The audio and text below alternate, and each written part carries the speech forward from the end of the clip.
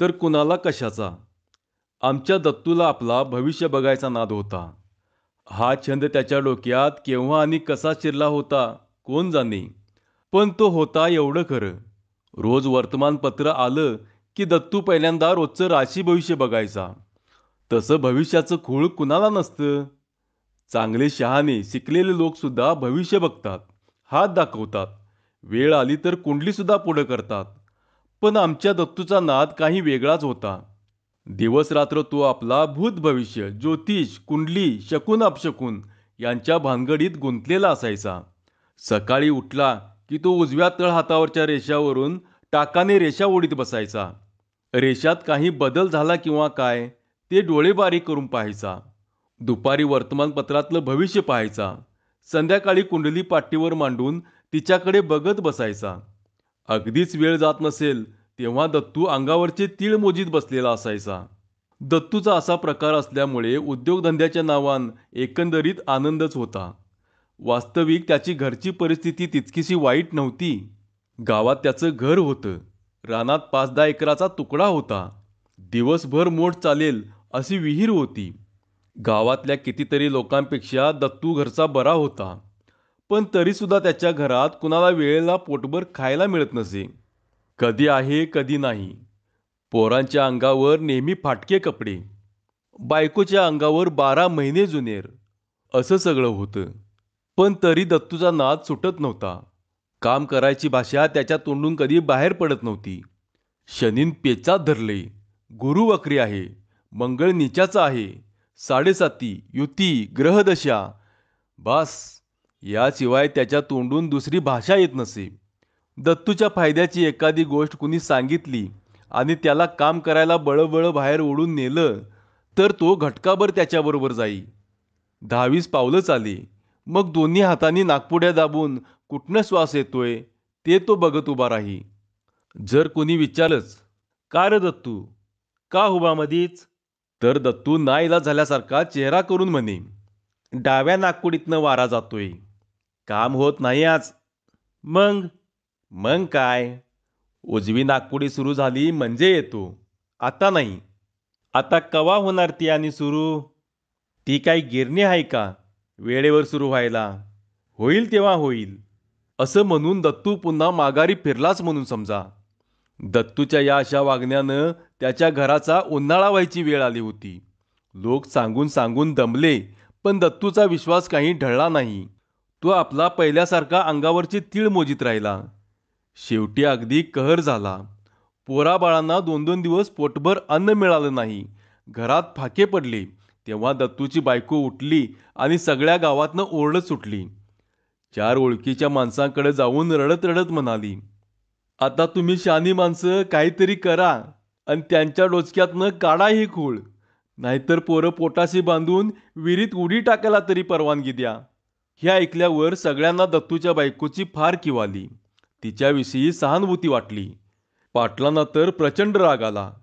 बाह्या मागं सारून तो म्हणाला, "ते काय नाही. या गाढवाला चोपलं पाहिजे मरस्तवर. त्याशिवाय वटणीवर यायचा नाही त्यो." पाटलांचं बोलणं ऐकून सगळीकडे एकदम शांतता पसरली. कुणी काही बोलला नाही. थोड्या वेळानं एकजण डोकं खाजवीत पुढं सरसावला आणि त्यानं सांगितलं की, "मी एकदा प्रयत्न करून पाहतो. दत्तूचं भविष्य नेहमी कसं खरं ठरतंय ते मला बी समक्ष बघायचंच आहे. ह्या माणसाच्या बोलण्यावर काय आपला विश्वास नाही." पाटील मान हलवून गप्प बसला. तीच त्याची संमती गृहीत धरून या गड्याने ते काम अंगावर घेतलं. दुसऱ्या दिवशी त्यानं वर्तमानपत्र आल्याबरोबर पहिल्यांदा राशी भविष्य पाहिलं. दत्तूची रास काढून पाहिली. पाहुण्यांची वर्दळ होईल, खर्च वाढेल. हे राशी भविष्य वाचून तो म्हणाला, "ठीक आहे.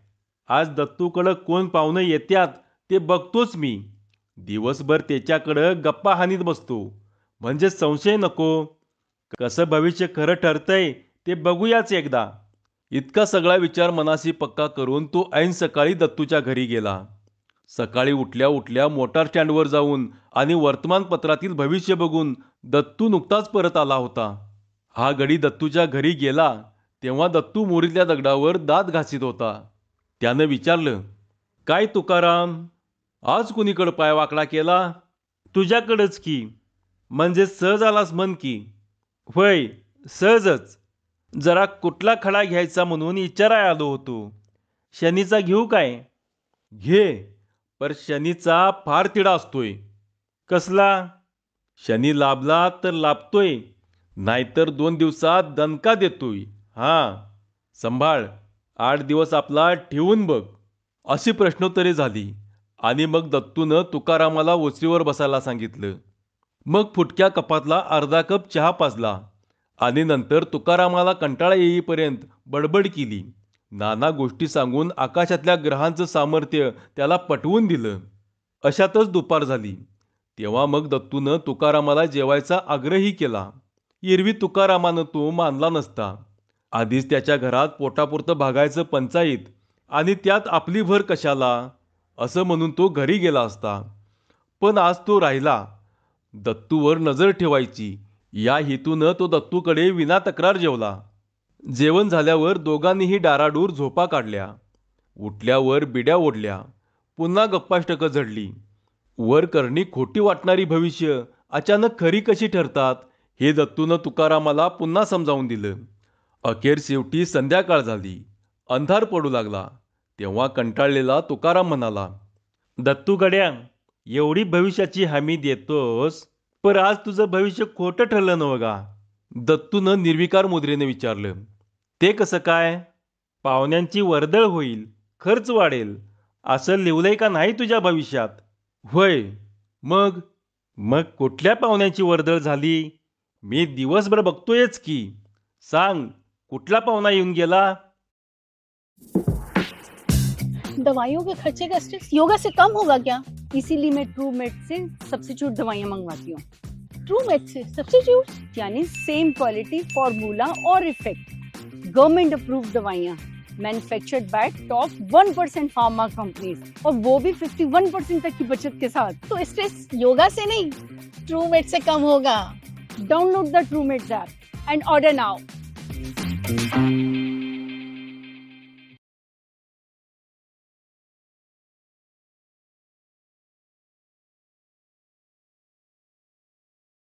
वो लखनऊ वाले ताऊजी याद है, जिनके घर छापा पड़ा था 7 साल पहले? वही ईमानदार अफसर है, आज हमारे घर पधारे छापा मारने। मैं अभय पटनायक वापस आया, पर इस बार छापा मारने नहीं, एक काम की बात करना। मेरे जैसे ऑफिसर से बचना बहुत मुश्किल है, लेकिन ब्रांच ऐप से लोन लेना बिल्कुल आसान। Instant loan, no paperwork, कम इंटरेस्ट रेट, सब कुछ एक क्लिक।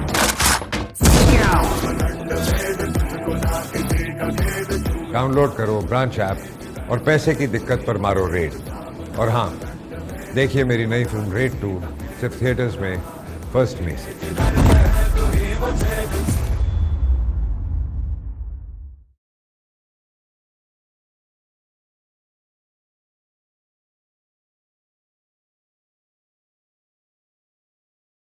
तुकारामला वाटले की आत्ता आपण दत्तूला बरोबर पकडला.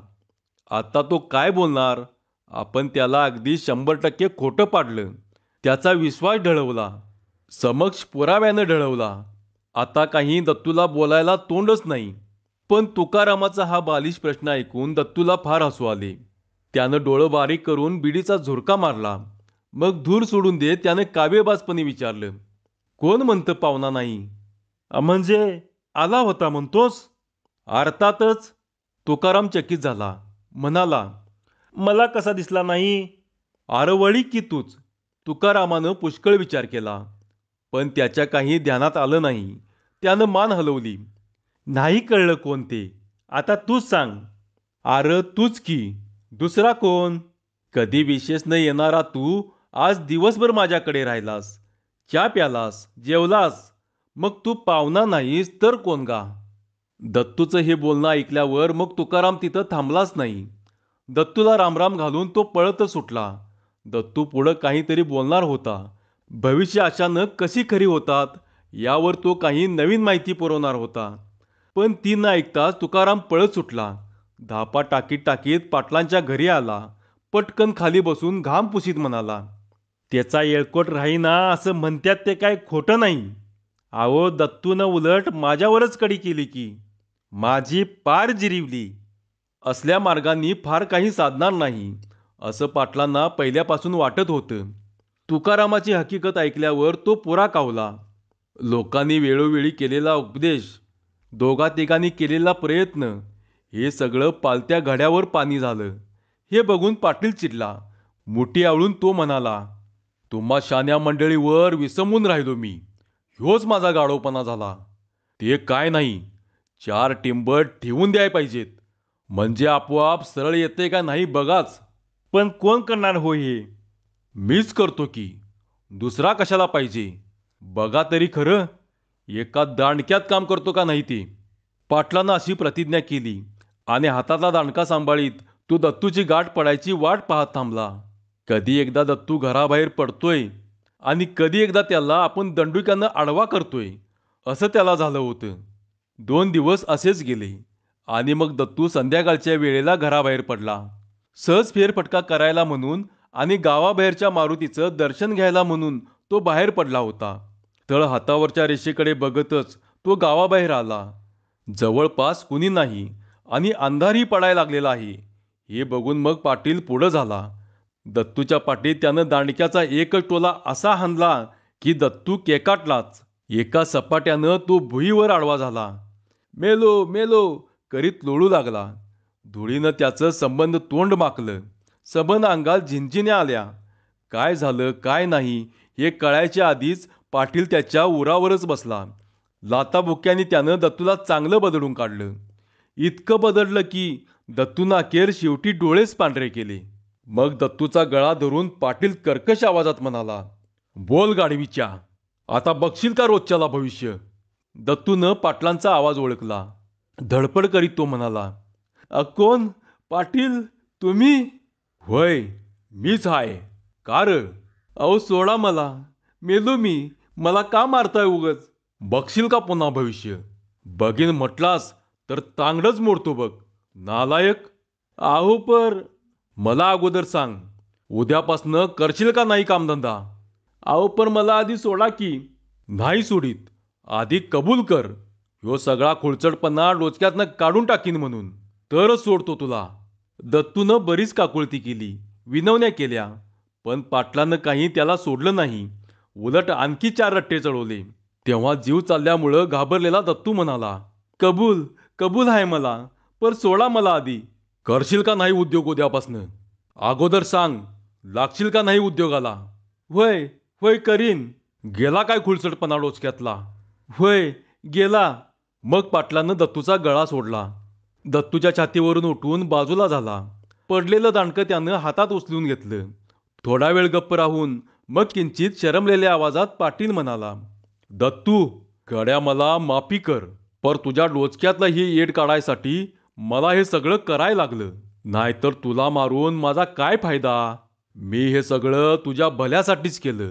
तवा मनात राग धरू नगस. दत्तू धडपडत उठला. मार खाऊन खाऊन त्याचं सगळं अंग दुखत होतं. हात पाय डोकं सगळीकडे ठणकत होतं. डोळ्यापुढं सारखी अंधारी येत होती. पण तसंच कसं नुसं उठून त्यानं कपड्याला लागलेली धूळ झटकली, तोंडाला लागलेली घाण पुसली. कणत कुतत तो पाटलांशेजारी बसला. खिशातली मोडकी बिडी काढून पाटलाला देत म्हणाला, पाटील तुमची काय बी चूक नाही. पाटलाला वाटलं अखेर दत्तूला पश्चाताप झाला. आपली चूक त्याला उमगली. आपल्या दांडक्यानं बरोबर काम केलं. मग हुरळून जाऊन मोठ्या आनंदानं पाटलानं त्याला विचारलं, का रे बाबा असं का म्हणतोस? नाही तुमच्याकडं काय बी दोष नाही बघा. आर पर ते कसं? मग दत्तू कन्नत कुतत म्हणाला, खरंच सांगतो तुमच्याकडं काय बी दोष नाही. अहो आज माझ्या भविष्यातच होतं. शत्रूकडनं पीडा आणि शारीरिक दुखापत होण्याचा संभव आहे. अगदी तंतोतंत खरं ठरलं बघा भविष्य. धन्यवाद. अरे 19,000 रुपए का बिल, अब क्या करूं? मेरे पास इतने पैसे नहीं हैं। गर्लफ्रेंड के साथ डेट पर आया था भाई, अब फंस गया हूं। बिल देने के लिए पैसे नहीं हैं। चन क्यों ले रहा है? रैम फिनकॉर्प से पर्सनल लोन ले ले, सिर्फ 2 मिनट में मिल जाएगा। 2 मिनट में लोन मिल गया। पैसों की जरूरत है? रैम फिनकॉर्प से पर्सनल लोन पाएं सिर्फ 2 मिनट में। Download the app now.